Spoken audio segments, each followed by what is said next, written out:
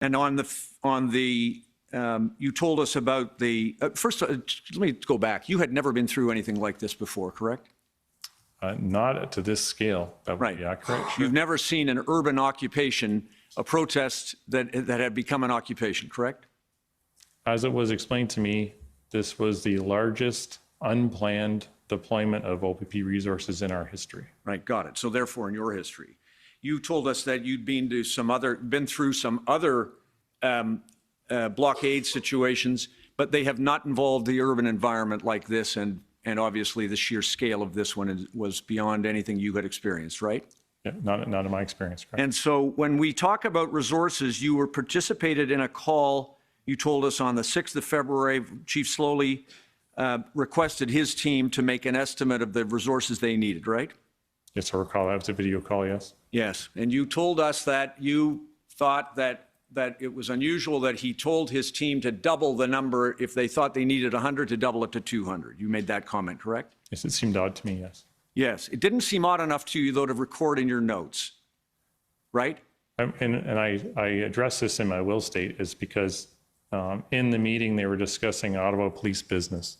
I didn't feel it was appropriate for me to make notes on Ottawa police operations, so I purposely did not make. You made a lot of notes, Superintendent, about Ottawa police. You've made notes about rumors and innuendo and what people told you some other guy said, all kinds of times, haven't you? I have. In that situation, I purposely chose not to take notes because it seemed inappropriate for me because they were talking about internal Ottawa police operation matters that I didn't. My purpose to be on the call was to talk about PLT. Okay. So you didn't, so can I put it this way?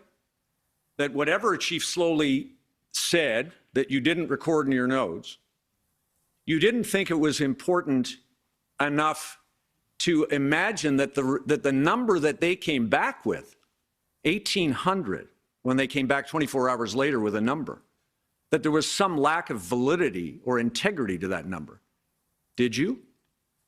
I questioned where the number could have come from in that short period of time. You didn't, yeah. And did you tell Chief Sloly or anyone that you weren't going to take action in respect of their request for resources because you had heard him make a comment to his team that you didn't record in your notes, but that you were going to use to deny them resources that they wanted? I never communicated with Chief Sloly on that, and I never would deny resources. I communicated that to my command, as we spoke about in my testimony to the commissioner, to say this is what I'd heard while you're trying to address operational requests from the Ottawa Police Service. I thought it was important for him and the deputy commissioner to know that this statement was made that day. So what did you think that was going to do, Superintendent? Did you think that was going to get them the help they needed? Or did you think that was going to cause people to believe that there was no actual number that they needed that had any validity? What did you think you were doing with that? What I was doing was protecting the members of the OPP.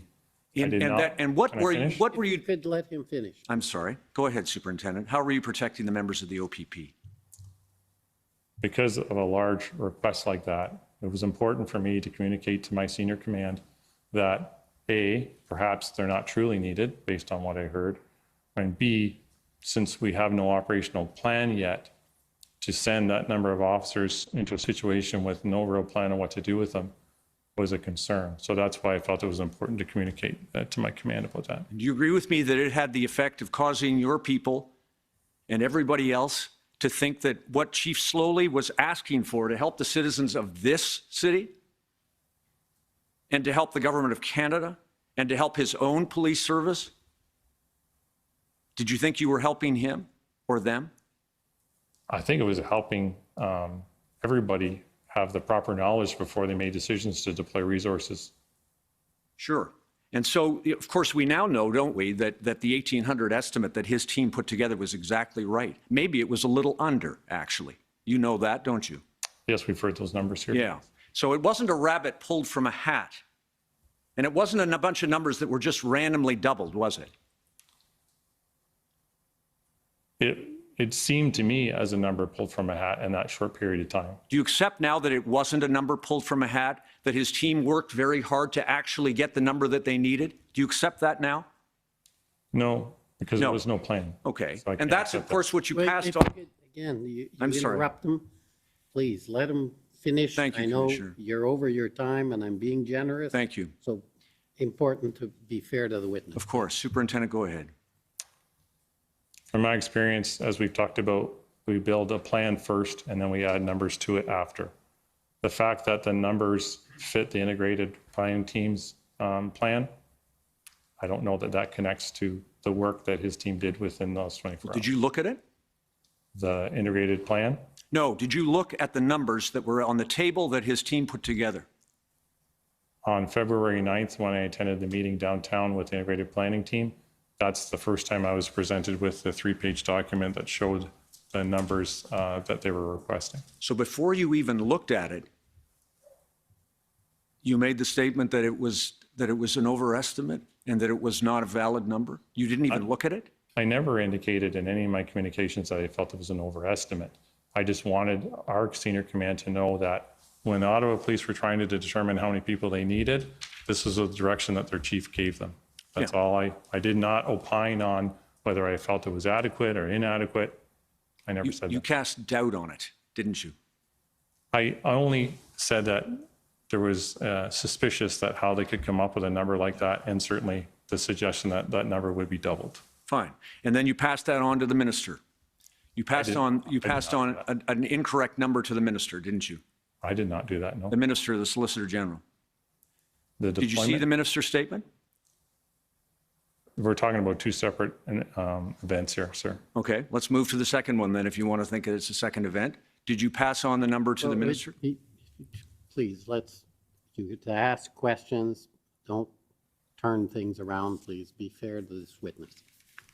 So the video call, when I met with Chief Sloly and he talked about having his team go away, that date was February. You have to help me, Counselor, on the date that video call happened. You just mentioned the date. Do you recall the date? So, I had moved on to the statement that the minister made. so irregardless of I'm the happy date. to go back if you want. So February 2nd, I received an email requesting, we have in the OPP a representative within the